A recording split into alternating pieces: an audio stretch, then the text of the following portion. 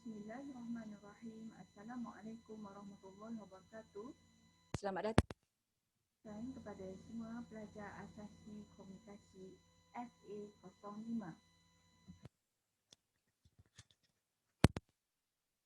Pada hari ini, saya Puan Sadatul Khatijah binti Ismail, Ketua Program Asasi Komunikasi, akan menyampaikan taklimat program pengajian asasi komunikasi.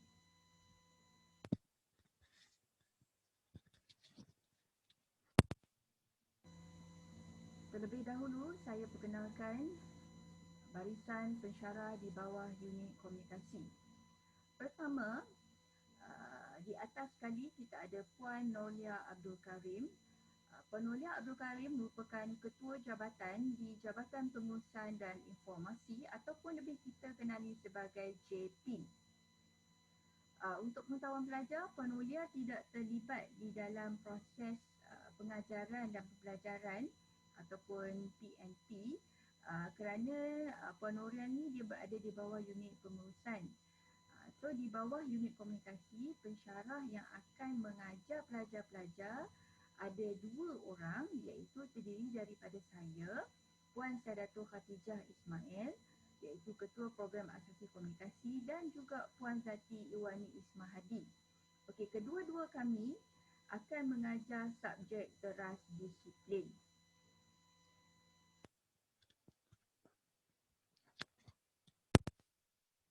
Seterusnya, kita lihat maklumat program pengajian. Okey, nama program kita adalah Asasi Komunikasi, iaitu kod program SA05. So, kalau pelajar tengok pada nombor matrik para pelajar sekalian, ada 05, itu adalah kod program. Okey, kalau pelajar pengajian Islam, SA01, pelajar pengurusan SA02, teknologi maklumat SA03, pelajar bahasa Arab SA04, pelajar komunikasi SA05 dan pelajar bahasa Inggeris SA06. So, anda semua berada di bawah kod program SA05. Seterusnya, pengajian kita ataupun program kita iaitu Asasi Komunikasi telah pun mendapat pengakuan akreditasi oleh Malaysian Qualification Agency ataupun dikenali sebagai MQA. Kita juga telah mendapat kelulusan pengendalian oleh Kementerian Pendidikan Tinggi Malaysia. Seterusnya, jenis pengajian kita adalah sepenuh masa. So, kita tak adalah yang part time ke, PLK ke, PJJ ke, tak ada. Okay, program kita hanya sepenuh masa. Bahasa pengantar untuk aktiviti pengajaran dan pembelajaran ataupun PNP di dalam kelas iaitu bahasa Melayu dan bahasa Inggeris. Tertakluk kepada subjek yang pelajar ambil untuk semester berkenaan. Tempoh pengajian kita adalah 3 semester iaitu 1 tahun. Setiap semester mengandungi 12 minggu kuliah dan 2 minggu peperiksaan akhir semester. So, total semua ada 14 minggu. Untuk maklumat program pengajian yang seterusnya, jumlah nilai kredit keseluruhan program adalah 50 kredit ataupun 50 jam kredit. Bilangan khusus ataupun subjek dalam program adalah 18 khusus yang terdiri daripada pertama, wajib universiti. Bilangan khusus ataupun bilangan subjek wajib universiti kita ada 5. Nilai kredit 15 jam, peratus kredit adalah 30 jam. Yang kedua adalah teras umum, bilangan khusus 4. Nilai kredit 9 jam dan peratus kredit 18 jam. Yang ketiga, teras disiplin. Bilangan khusus 9, nilai kredit 26 jam dan peratus kredit adalah 52 jam. So, pelajar boleh tengoklah jumlah keseluruhan untuk bilangan khusus ada 18, nilai kredit 50 jam dan peratus kredit 100%. Seterusnya, kita tengok subjek di bawah wajib universiti. Okey, subjek wajib universiti ni dia punya adalah FAWU ataupun FAWU.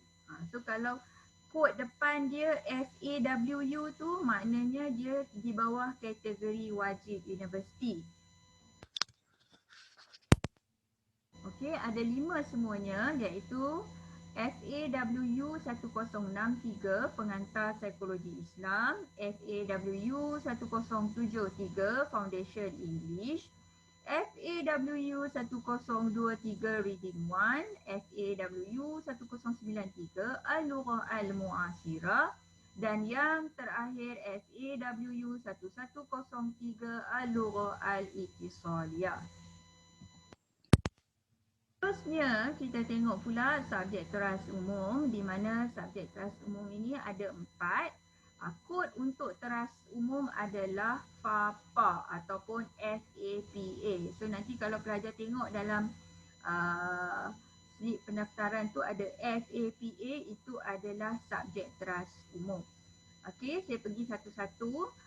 FAPA 1022 Tilawah, FAPA 1042 Kemahiran Komunikasi untuk Profesional Muslim, FAPA 1032 Pengantar Ilmu Tauhid, dan yang keempat dan yang terakhir adalah FAPA 1013 Introduction to Computer.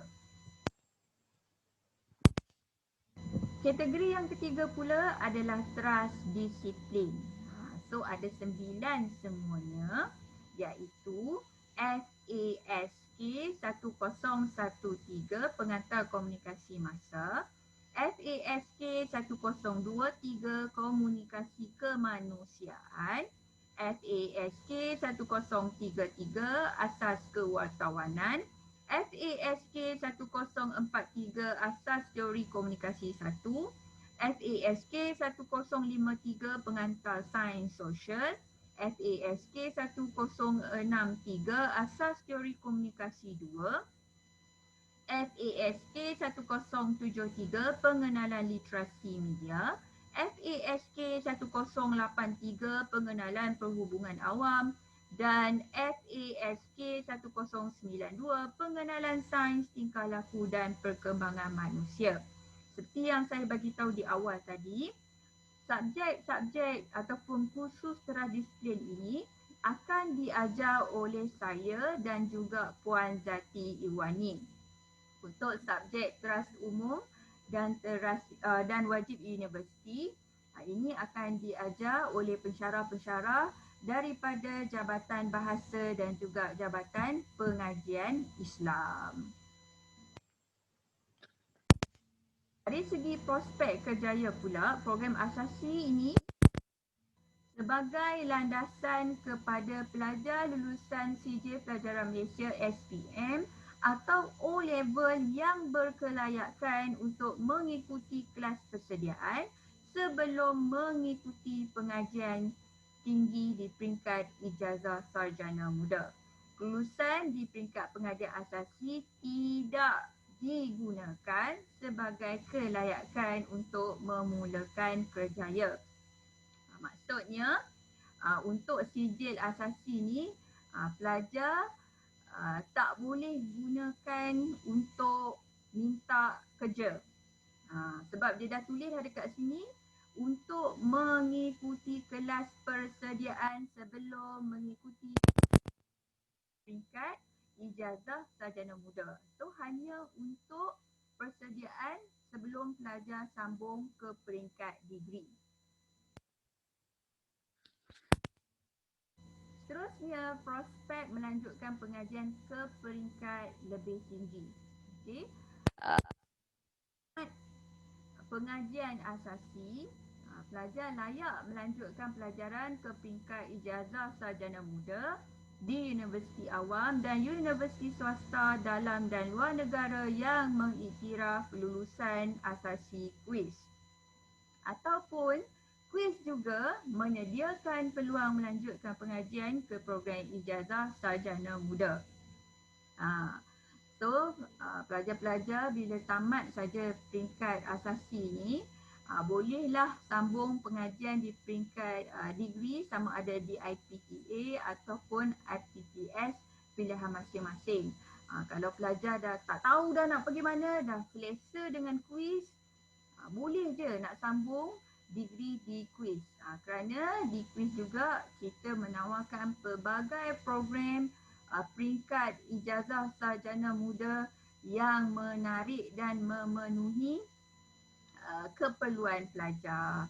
Okey, yang pertama kita ada Fakulti Pengurusan dan Muamalah ataupun kita kenali sebagai FPM. Okey, di bawah FPM ni kita ada beberapa program iaitu BB01, Ijazah Sarjana Muda Pentadbiran Perniagaan dengan E-Dagang Kepujian.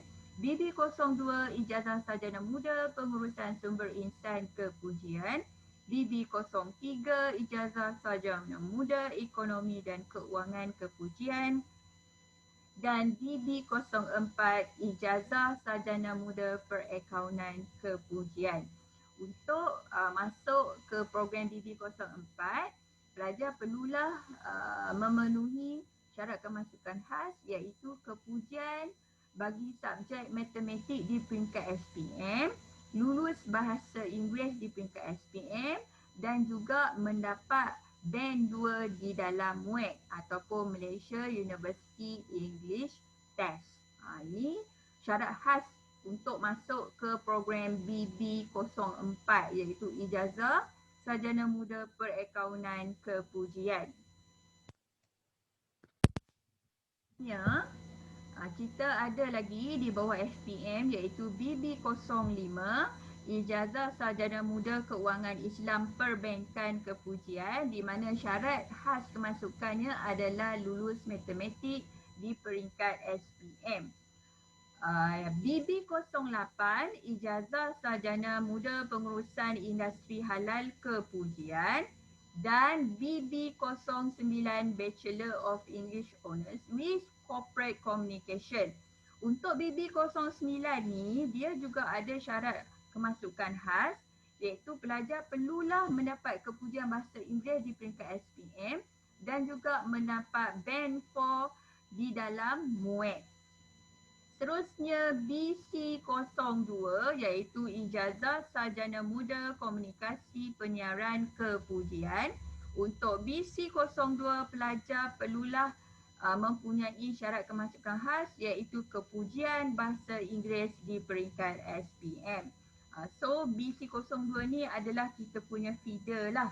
Okey, kebanyakan pelajar yang ada kredit bahasa Inggeris peringkat SPM, habis saja asasi komunikasi memang dia orang akan sambung ke Ijazah Sarjana Muda Komunikasi Penyiaran. Untuk pelajar yang tak ada kepujian bahasa Inggeris, jangan risau kerana pelajar-pelajar ada banyak lagi program Ijazah Sarjana Muda yang lain yang boleh pelajar pilih untuk sambung pengajian nanti.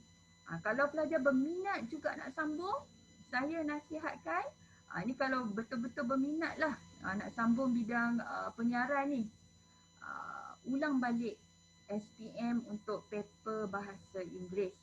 Ada je pelajar-pelajar semester lepas yang buat macam tu. Okey.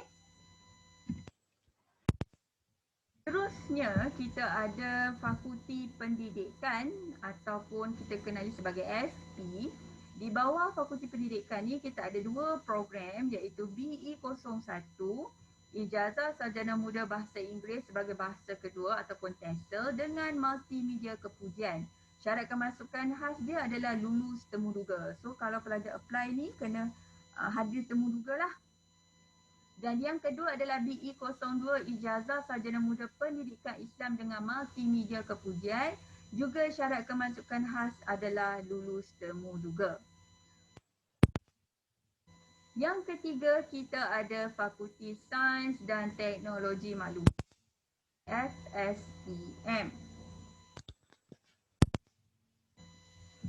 Di bawah FSPM, kita ada program BP01, Ijazah Sarjana Muda Multimedia Kreatif, Media Interaktif Kepujian, dan BP02, Ijazah Sarjana Muda Teknologi Maklumat, Teknologi Rangkaian Kepujian. Untuk masuk ke BP02, syarat kemasukan khasnya adalah pelajar perlu mempunyai kepujian matematik di peringkat SPM.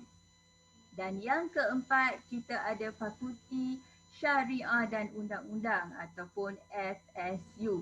Di bawah Fakulti Syariah dan Undang-Undang ni, kita hanya ada satu program iaitu BI01, Ijazah Sarjana Muda Syariah dengan Undang-Undang Kepujian.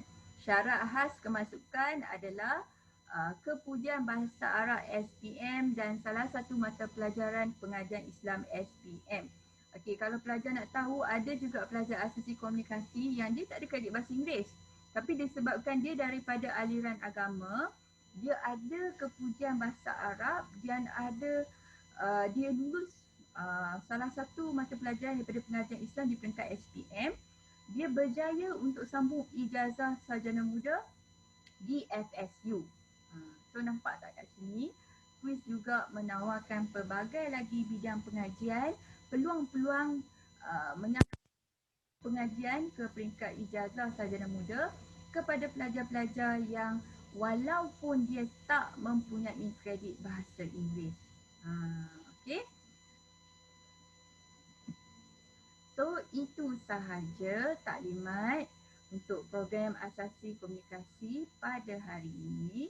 Sekiranya pelajar ada sebarang kemusykilan ataupun nak tahu dengan lebih lanjut lagi, bolehlah melayari laman web kuis ataupun nanti dalam kelas boleh tanya saya secara live ataupun secara bersemikat.